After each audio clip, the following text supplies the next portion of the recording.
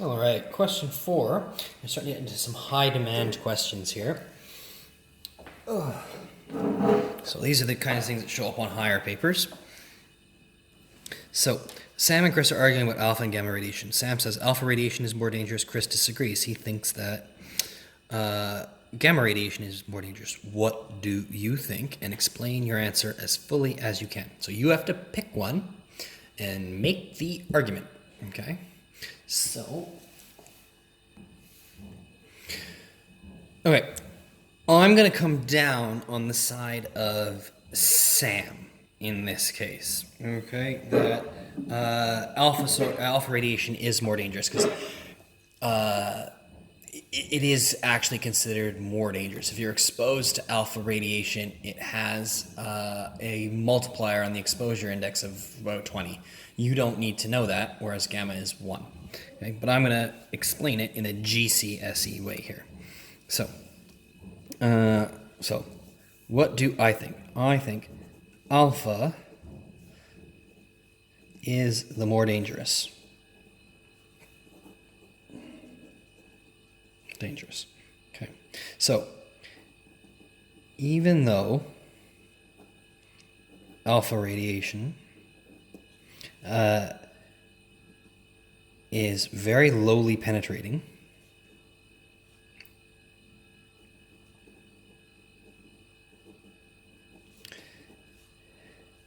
it is highly ionizing. Okay. If you are exposed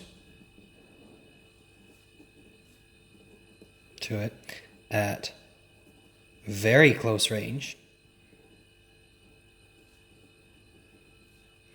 it can easily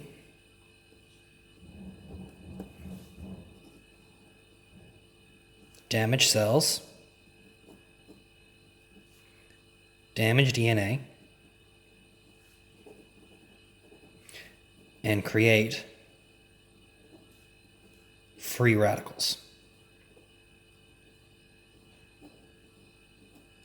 Free radicals are ions that are created because ionizing radiation. And we are made mostly of water, and when water gets turned into free radicals, it's turned into hydroxide and H plus ions, and that can wreak all kinds of havoc on your body if that is going on where we don't want it to be going on. Okay, and then I'm going to talk about gamma. Gamma is highly penetrating.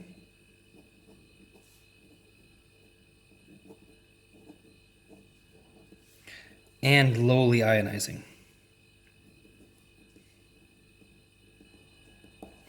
So most gamma rays simply pass through you.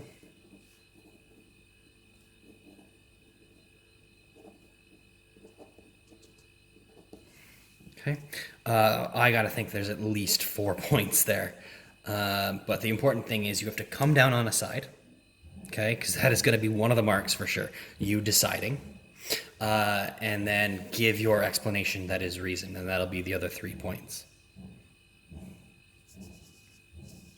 So, cancer cells in a particular organ of the body can be killed by injecting a radioactive substance which is absorbed by the organ. What other features must the radioactive substance have to be suitable to this job?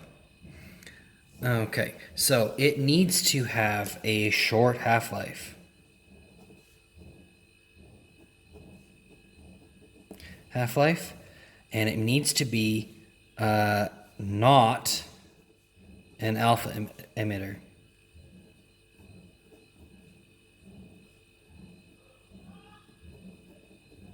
Okay, it should be a gamma emitter, or a beta plus emitter. I'm going to double check that because, I mean, this one here is specifically to kill the cancer cells, which alpha would be really good at, but alpha would also destroy all the healthy cells around you as well. So I'm thinking that It's got to have a short half-life, and it's got to be not an alpha emitter.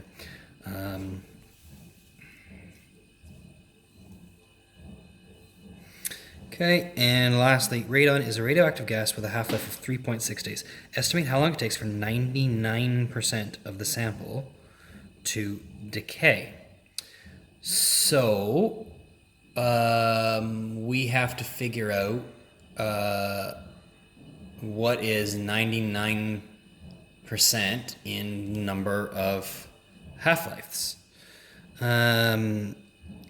So what we have is... Alright, so what we know is that every half-life you end up with half as... you end up with 50% remaining. Okay? So we need to know how many half-lives... 2 to the n, where we end up with only 1 out of 100 remaining, because 99% means 99 out of 100 are gone, so we are left with 1 over 100. So we need to figure that out. How do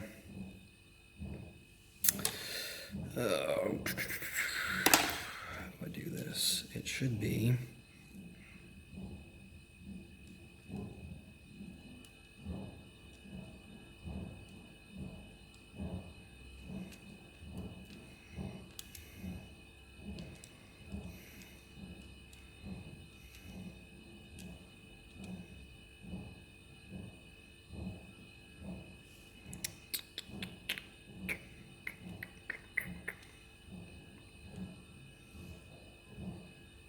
Sorry, I'm just trying to figure out the calculator here for a second. Okay, so I'm going to use a math trick for this. So I need to find out what value of n for 2 will give me 100. So the thing is, n is going to equal the log of 100 divided by the log of 2. This is just a math identity that I know, okay? So you might not know this, you might not have seen this yet, and it equals 6.6.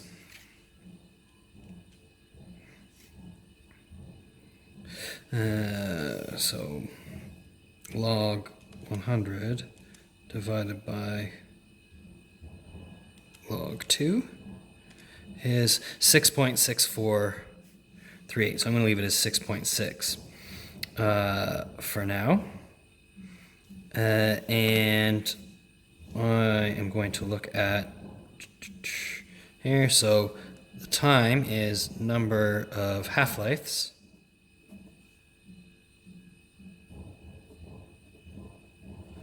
times the half-life equals 6.6 times 3.6 days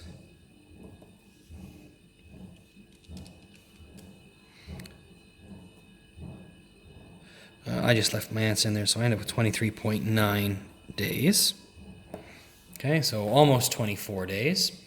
The alternate way to do this is you look at 2 to the 1, 2 to the 2, 2 to the 3, 2 to the 4, 2 to the 5, 2 to the 6, 2 to the 7, and it's not 27, it's 2 to the power 7. So 2 to the power of 6 is 64.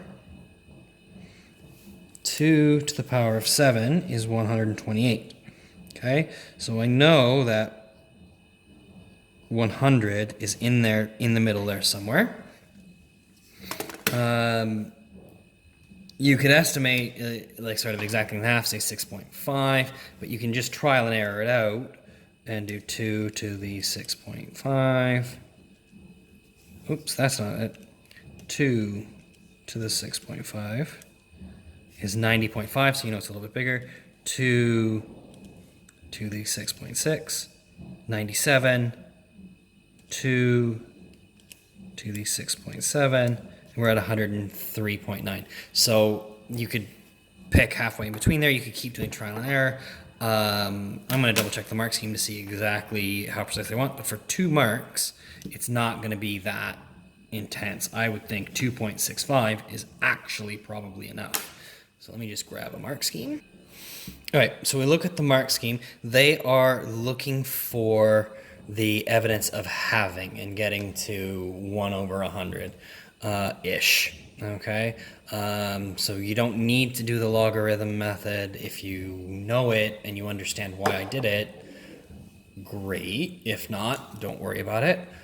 Just do the second method that I showed, where we're looking at how many half-lives it takes to get there. So that's what I look for, is some evidence of how you are getting to the number of half-lives using powers of 2 or halving.